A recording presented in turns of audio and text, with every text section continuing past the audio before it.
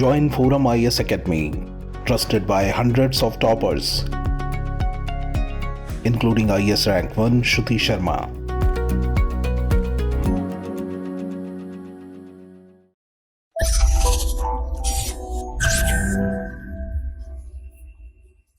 Hello everyone, welcome back to cut the crap initiative by forum IAS. Cut the crap initiative में हम daily एक topic लेते हैं, उसका कंप्लीट एनालिसिस करते हैं और उसका हैंड रिटेन कंटेंट आपको प्रोवाइड किया जाता है। जो भी कंटेंट होता है वो हैंड रिटेन होता है, उसको आप डाउनलोड कर सकते हैं। डिस्क्रिप्शन में forum learning Hindi Telegram channel का लिंक दिया गया है, वहाँ पे आप उसको डाउनलोड कर सकते हैं। और आज का टॉपिक है आईटी रूल्स 2021 में amendment. IT rules intermediary guidelines and digital media ethics code rules 2021, इसमें कुछ बदलाव किए गए हैं।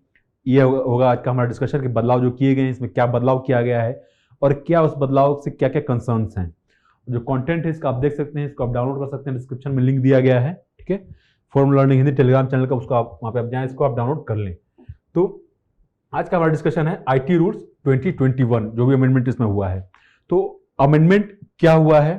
ठीक है, अमेंडमेंट ये हुआ है कि अगर यूनियन गवर्नमेंट के पास अथॉरिटी है कि गवर्नमेंट किसी पर्टिकुलर गवर्नमेंट एजेंसी को ऑथराइज करेगी, अगर गवर्नमेंट से रिलेटेड कोई फेक न्यूज है, मिस इन्फॉर्मेशन है, तो वो एजेंसी जो सोशल मीडिया इंटरमीडिएरीज हैं या फिर सर्च इंजिन्स हैं, इंटरनेट सर्विस प्रोवाइडर्स हैं, उनको ये डायरेक्शन इशू करे कि ये पर्टिकुलर न्यूज जो गवर्नमेंट से रिलेटेड है, ये फेक न्यूज है, गलत है, या फिर एक तरह का मिस इन्फॉर्मेशन है, प्रोपेगेंडा है, तो इसको आप अपने प्लेटफॉर्म से हटाएं। ये बात सही है कि जब से सोशल मीडिया आया है तब से जो फेक न्यूज़ है, मिस इन्फॉर्मेशन काफ़ी बढ़ गया है, काफ़ी सारा इसका एप्लीकेशन हमें देखने को मिला, इससे काफ़ी ज़्यादा लिंचिंग हो गई है, वायलेंस हुआ है, कम्युनल वायलेंस हुआ है फेक न्यूज़ के चलते। तो कहीं ना कहीं जो फेक न्यूज़ है, मिस इन्फॉर्मेशन को कंट्रोल करने की ज़रूरत है और गवर्नमेंट ने इसी को ध्यान में रखते हुए ये प्रोविज़न लाया है। जो आई.टी. रूल्स 2021 थे उनको अमेंड करके गवर्नमेंट एजेंसी को यूनियन गवर्नमेंट बताएगी किस कौन सी एजेंसी को अथॉरिटी दी जाएगी।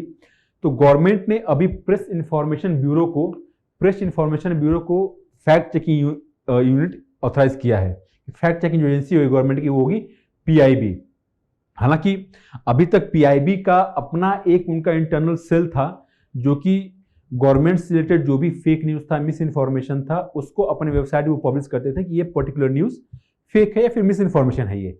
लेकिन अब क्या है कि अब तक उसे पब्लिश नहीं करते थे, अब उनके पास ये भी अथॉरिटी आ जाएगी कि अगर कोई पर्टिकुलर प्लेटफॉर्म पे वो फेक न्यूज या मिस इन्फॉर्मेशन है तो उस प्लेटफॉर्म को डायरेक्शन इशू कर सकता है पीआईबी कि आप इस फेक न्यूज या मिस इन्फॉर्मेशन को अपने प्लेटफॉर्म से हटाएं। तो ये डायरेक्शन देने की अथॉरिटी पहले सिर्फ फैक्ट चेकिंग था, अब डायरेक्शन भी दे सकता है पीआईबी। देखें, अब बात यह है कि अगर पीआईबी के डायरेक्शंस देता है तो क्या कुछ अथॉरिटीज है उसके ऊपर। देखिए, जो सोशल मीडिया प्लेटफॉर्म्स हैं उनकी कॉन्टेक्स्ट में एक टर्म यूज किया जाता है, safe harbour protection. Safe harbour protection का ऑब्जेक्टिव क्या है कि ये जो सेफ हार्बर टर्म है इसको लिया गया है यूएस का जो इक्विवेलेंट लॉ है वहाँ का, ठीक है, वहाँ से इस टर्म को लिया गया है। इसका मतलब ये होता है कि जो सोशल मीडिया इंटरमीडिएरीज हैं ये रिस्पॉन्सिबल नहीं है, लीगली ये रिस्पॉन्सिबल नहीं होंगी अगर कोई भी फेक न्यूज या फिर मिस इन्फॉर्मेशन पब्लिश करता है। तो जो फेक न्यूज या फिर मिस इन्फॉर्मेशन पब्लिश कर रहा है ये उसकी रिस्पॉन्सिबिलिटी है, जो सोशल मीडिया प्लेटफॉर्म से उनकी रिस्पॉन्सिबिलिटी नहीं है। अब गवर्नमेंट ने ये कहा है अगर पीआईबी आपको डायरेक्शंस इशू करती है, फॉर एग्जांपल अगर ट्विटर है या फिर फेसबुक है और वो लोग नहीं हटाते हैं तो उनके ऊपर से जो सेफ हार्बर प्रोटेक्शन इंडिया में अवेलेबल है वो हटा लिया जाएगा, मतलब ये इम्यूनिटी हटा ली जाएगी। और ये इम्यूनिटी कहाँ से प्रोवाइड की गई है? इस इम्यूनिटी की बात की गई है section 79 IT of the IT act 2000।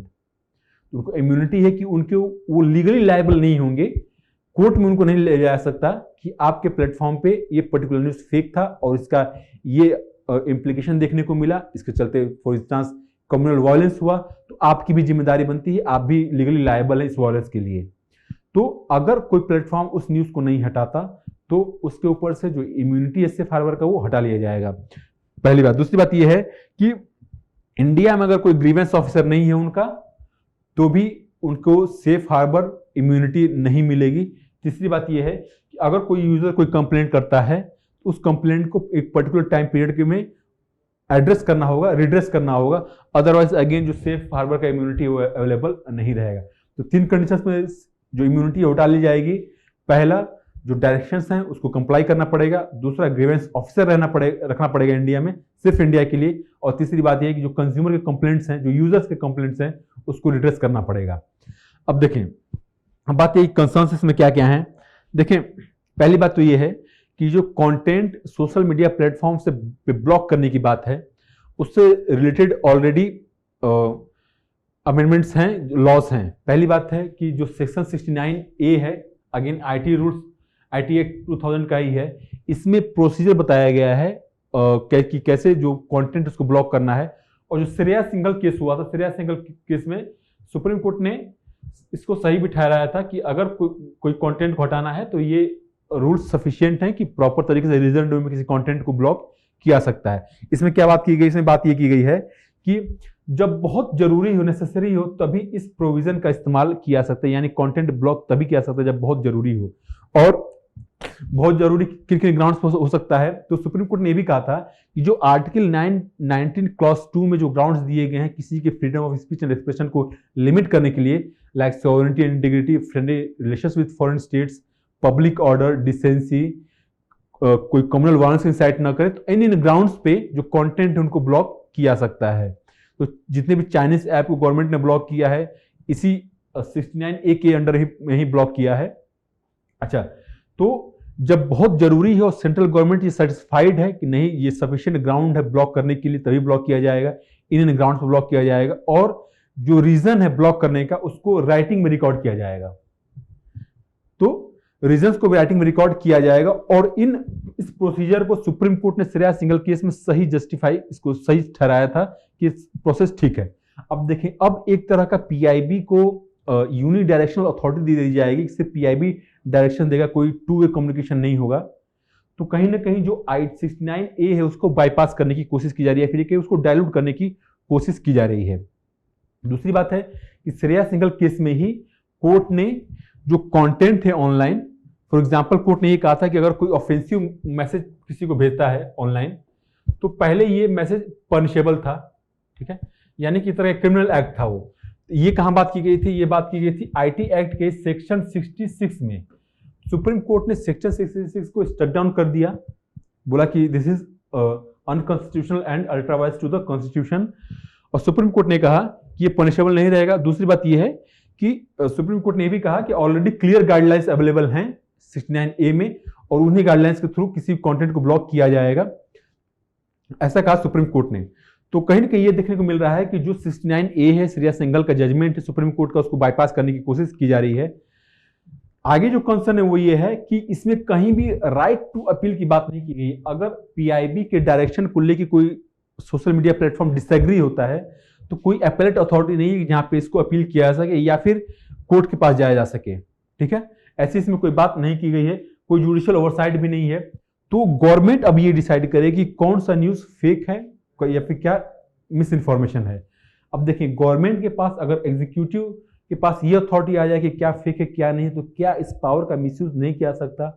Government की तमाम स्कीम्स, प्रोग्राम्स हैं, तमाम पॉलिटिकल पार्टीज उनको अपोज करती हैं, उनकी आलोचनाएं करती हैं, तो क्या सरकार की आलोचनाओं को दबाने के लिए इस पावर का इस्तेमाल नहीं किया सकता? ये भी एक बहुत बड़ा सवाल है, ठीक है।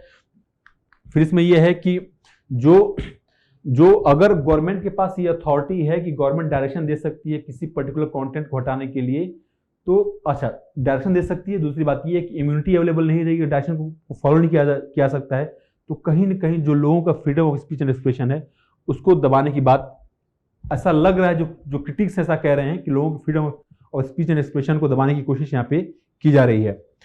तो गवर्नमेंट ने फेक न्यूज और मिस इन्फॉर्मेशन को लेके आईटी रूल्स में अमेंडमेंट किया है। अमेंडमेंट क्या किया है, पीआईबी को फैक्ट चेकिंग अथॉरिटी दी गई है, डायरेक्शन देने का अथॉरिटी दिया गया है। अगर कोई सोशल मीडिया प्लेटफॉर्म कंप्लाई नहीं करता है तो उसके ऊपर जो सेफ हार्बर प्रोटेक्शन है उसको हटा लिया जाएगा। कंसर्न्स क्या क्या है मैंने आपको बताया, कैसे आईटी एक्ट 2000 के ही रूल्स को, उससे रिलेटेड जजमेंट्स को बाईपास करने की कोशिश की जा रही है। फ्रीडम ऑफ स्पीच के लिए सबसे बड़ा थ्रेट है इसका।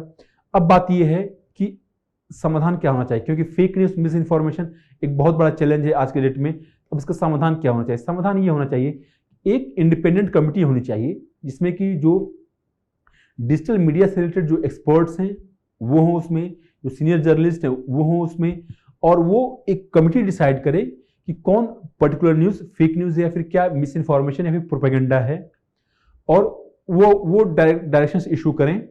और अगर कोई भी डायरेक्शंस इशू किया जा रहा है तो उसके ऊपर एक तरह का ओवरसाइट मैकेनिज्म हो, या फिर ये कहें कि राइट टू अपील का प्रोविजन हो कि अगर डायरेक्शंस के इशू कोई अपीलेट अथॉरिटी में जा सकता है, जुडिशरी के पास जा सकता है। तो कहने का मतलब ये कि प्रॉपर चेक एंड बैलेंस होना चाहिए, तभी जाके ये प्रोविजंस को एक तरह कह सकते हैं कि एक्सेप्टेंस मिलेगा। ठीक है, तभी जाके चेक एंड बैलेंस रहेगा, तभी जाके एक्सेप्टेंस मिलेगा। तो ये था हमारा डिस्कशन आईटी रूल्स अमेंडमेंट को लेके। Thank you very much.